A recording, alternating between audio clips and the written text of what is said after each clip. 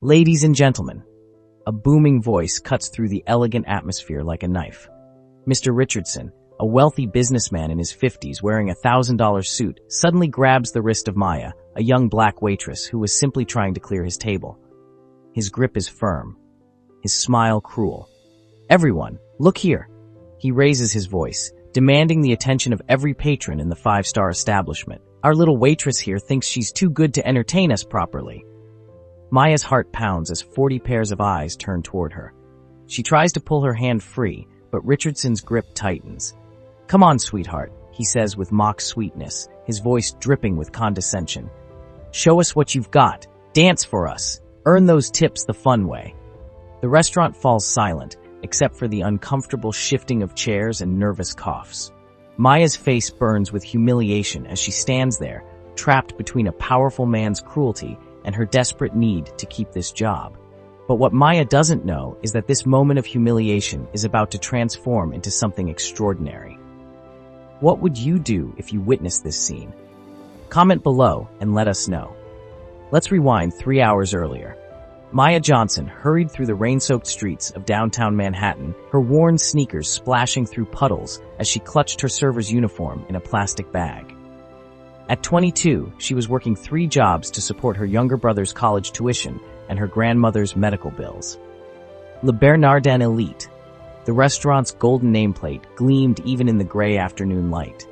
This was Maya's newest job, and she couldn't afford to lose it. The pay was 3 times what she made at her other positions, but the clientele was challenging. Inside the restaurant's staff room, "Remember, Maya," said Patricia, the stern head server, "these customers expect perfection. They tip well, but they have zero tolerance for mistakes.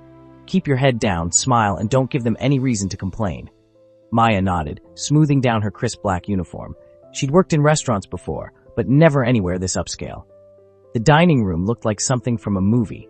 Crystal glasses that probably cost more than her monthly rent, paintings that belonged in museums, and customers who wore watches worth more than most people's cars.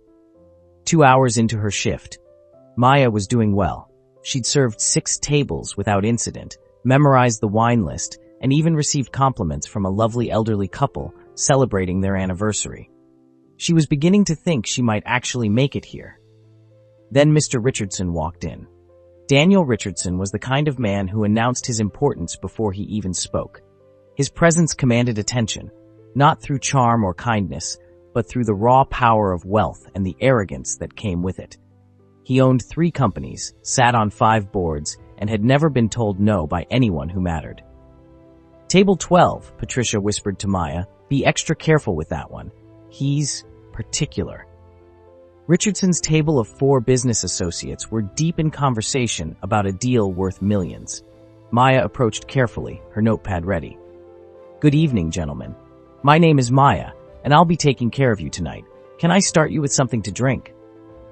"Finally," Richardson said without looking up from his phone, "get us a bottle of the Screaming Eagle Cabernet, the 2018, and make sure the glasses are spotless. I can smell water spots from here."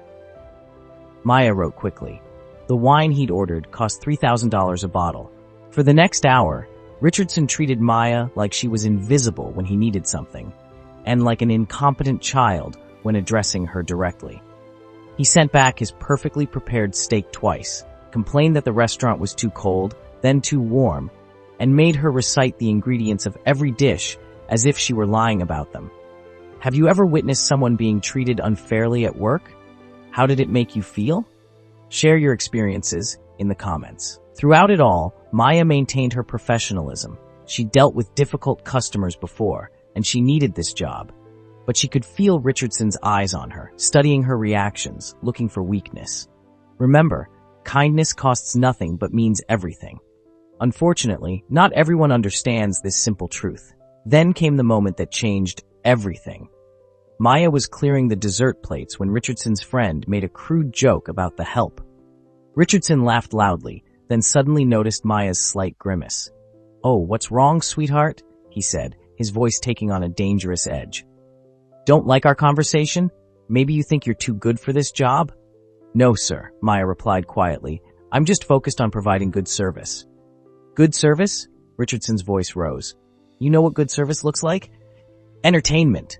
These old restaurants used to have floor shows. People knew how to have fun. That's when he grabbed her wrist. The entire restaurant held its breath as Richardson forced Maya to the center of the dining room floor. The marble surface reflected the chandelier lights like a stage, and Maya found herself at the center of it all. "Dance!"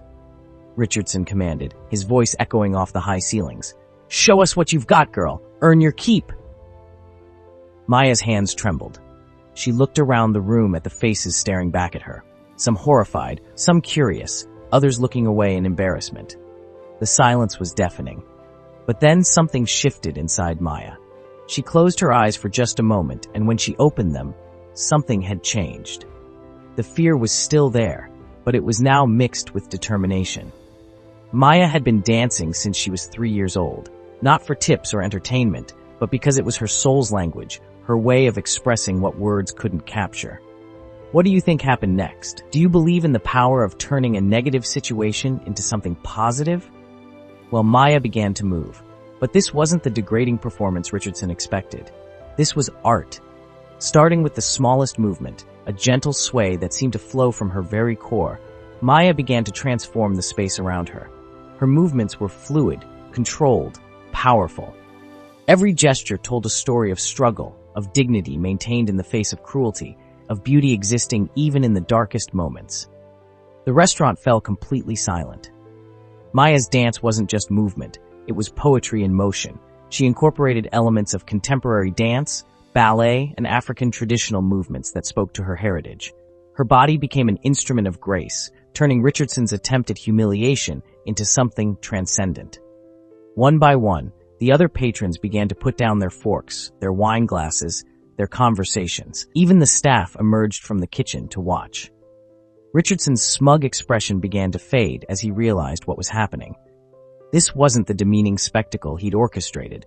This was a masterpiece unfolding before his eyes. Maya spun, her server's uniform somehow transforming into the costume of a prima ballerina through the sheer power of her movement. She leaped with the grace of someone who had trained for years, who had sacrificed and dreamed and never given up on her art, even while working 3 jobs to survive. The dance spoke of resilience. It spoke of dignity.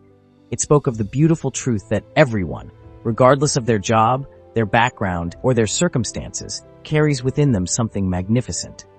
As Maya's performance reached its crescendo, something unprecedented happened in the stuffy, pretentious restaurant. People began to cry. The elderly couple Maya had served earlier were openly wiping tears from their eyes. A businessman at table 6 had stopped mid-bite, his mouth hanging open in wonder. Even Patricia, the stern head server, stood frozen with her hand over her heart. When Maya finally came to rest, her arms gracefully extended, her head held high with quiet dignity, the silence stretched for what felt like an eternity. Then one person began to clap. It was the elderly gentleman from the anniversary couple. Slowly, others joined in. The applause grew from a whisper to a roar, filling the restaurant with the sound of genuine appreciation and respect. But Richardson wasn't clapping. Richardson stood there, his hand still extended from where he'd grabbed Maya, his face cycling through confusion, embarrassment, and something that might have been shame. He began, then stopped. Maya looked directly at him, her breathing still elevated from the dance, but her gaze steady and unafraid. "Sir," she said quietly, her voice carrying to every corner of the now silent restaurant, "I hope you enjoyed the performance. Will there be anything else I can get for your table?" The grace in her response, the way she maintained her professionalism even after being humiliated, seemed to hit Richardson like a physical blow. Here's something to think about. How do you think kindness and dignity in the face of cruelty can change a person? Have you ever seen someone's behavior completely transform when shown unexpected grace? Richardson looked around the restaurant. Every eye was on him now, but not in the way he was used to. These weren't looks of respect or envy. They were looks of disappointment, disgust, and expectation. For the first time in years, Daniel Richardson felt small. You see, kindness has a power that money can't buy. It can transform hearts, change minds, and reveal truth in ways that force and cruelty never can. Richardson tried again, his voice much quieter now. "I owe you an apology." The words seemed to surprise him as much as everyone else. "What I did was wrong. Completely wrong." He looked directly at Maya, and for the first time that evening, he seemed to really see her as a person. "You're clearly incredibly talented, and I was cruel for no reason other than my own arrogance." Maya studied his face, looking for sincerity. Slowly, she nodded. "Apology accepted, sir." But Richardson wasn't finished. "I want to know," he said, his voice growing stronger, "where did you learn to dance like that?" Maya hesitated, then answered honestly, "I trained at the Harlem School of Arts from age 3 to 18. I have a scholarship to Juilliard, but I had to defer because I needed to work to support my family." The restaurant was so quiet you could hear the ticking of the antique clock on the wall. Richardson reached into his jacket and pulled out his checkbook. "What's your full name?" "Maya Johnson, sir, but that's really not necessary." "Maya Johnson," Richardson repeated, writing quickly. "I want to pay for your Juilliard tuition, all of it, and I want to hire you to perform at my company's annual gala next month. Not as a server, as the featured artist." The restaurant erupted in whispers and gasps. Maya stared at the check he held out to her. It had more zeros than she'd ever seen on a piece of paper. "I can't accept this," she whispered. "Yes, you can," Richardson said firmly. "Consider it an investment in recognizing true talent when I see it, and maybe it's my way of trying to be a better person than I was 20 minutes ago." 3 months later, Maya walked across the stage at Lincoln Center, wearing a flowing gown that sparkled under the stage lights. She had just finished her debut performance with the New York City Ballet, and the standing ovation seemed to go on forever. In the audience, Richardson sat with his family, applauding harder than anyone else. Next to him, his teenage daughter leaned over and whispered, "Dad, I'm proud of you for helping her." After the show, backstage, "Maya," Richardson approached with a huge smile. "That was absolutely incredible. How does it feel?" Maya beamed, still glowing from the performance. "Like a dream I never thought would come true. Thank you, Mr. Richardson, not just for the financial support, but for seeing me as more than just the help." Richardson's expression grew thoughtful. "You know, Maya, that night at the restaurant changed me more than it changed you. I realized I'd been living my whole life thinking that money and power meant I could treat people however I wanted. You taught me that real power comes from lifting others up, not tearing them down. You see, kindness is contagious. When we choose to respond to cruelty with grace, to hatred with love, and to mockery with dignity, we don't just change ourselves, we change the world around us." Richardson had indeed changed. He'd started a scholarship fund for underprivileged artists, volunteered at community centers, and most importantly, began treating everyone, from CEOs to janitors, with the same respect and kindness. "There's something else," Richardson said, pulling out an envelope. "I know you've been worried about your brother's college and your grandmother's medical bills." Maya opened the envelope to find bank statements showing that both had been fully paid. "Mr. Richardson, I can't." "It's already done," he said with a smile. "Consider it a reminder that when we have the power to help others, we should use it. You reminded me of my humanity that night, Maya. This is just me paying it forward." As Maya hugged him, tears streaming down her face, the moral of the story became crystal clear. One act of dignity in the face of cruelty had transformed not just 2 lives, but created ripples of kindness that would touch countless others. Maya's story spread far beyond that restaurant. Videos of her impromptu performance went viral, inspiring millions of people around the world. But more importantly, it started conversations about respect, dignity, and the hidden talents that exist in every person we meet. And now, here's our final question for you, dear viewers. Maya chose to respond to humiliation with grace and artistry. Mr. Richardson chose to acknowledge his mistakes and make amends. Both of them chose to be better than the situation demanded. What choice will you make the next time you witness injustice? Will you speak up for someone being mistreated? Will you look beyond someone's job title to see their humanity? Will you choose kindness even when the world gives you permission to be cruel? Remember, we all have the power to be the change we want to see in the world. Every interaction is an opportunity to spread kindness, recognize someone's worth, and maybe even discover hidden talents and dreams. Share your thoughts in the comments below. Have you ever witnessed a moment where kindness transformed a situation? What's one way you can spread more kindness in your daily life? We'd love to hear your stories and ideas. Because at the end of the day, we're all just human beings trying to make our way in this world. And when we choose to lift each other up instead of tearing each other down, beautiful things happen.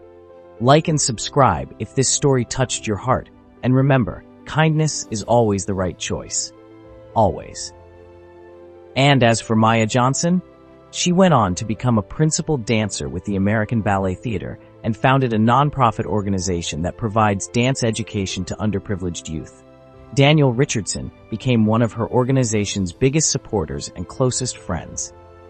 Sometimes the most beautiful stories begin with the ugliest moments, but only when we choose to write a better ending.